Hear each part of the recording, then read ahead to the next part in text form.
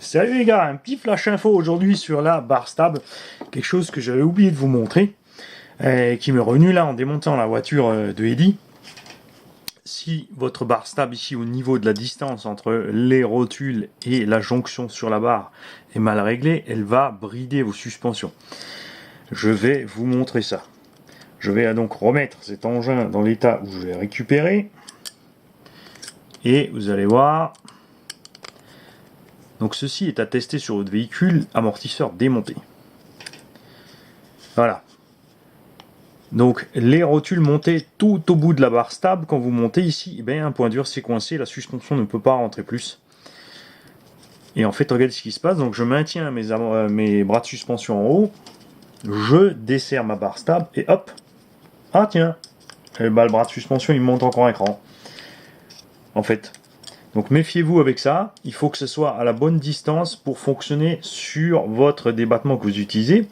Si c'est trop vers l'intérieur, ça va empêcher la suspension de descendre. Si c'est trop vers l'avant, ça va l'empêcher de monter. Alors l'empêcher de monter, c'est pas forcément grave si bien sûr vous êtes déjà embuté avec ce que l'amortisseur peut faire au niveau de la remontée. Vous voyez, j'ai serré à fond. On descend plus tout à fait.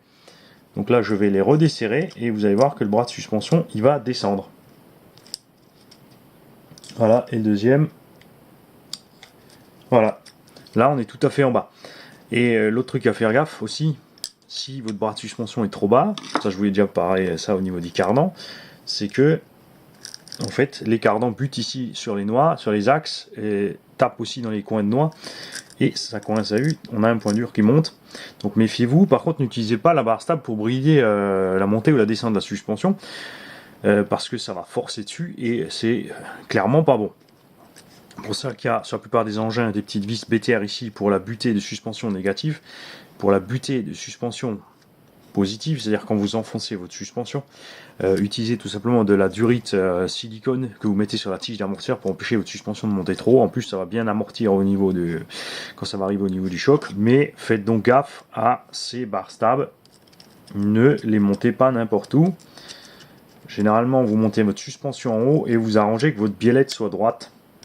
Enfin, angle droit avec votre biellette. Mais après, ça dépend aussi des véhicules, ça dépend de la forme d'un barre stable, etc., etc. Mais quand elle est bien réglée, elle suit sur tout le chemin sans aucun moment coincer votre suspension.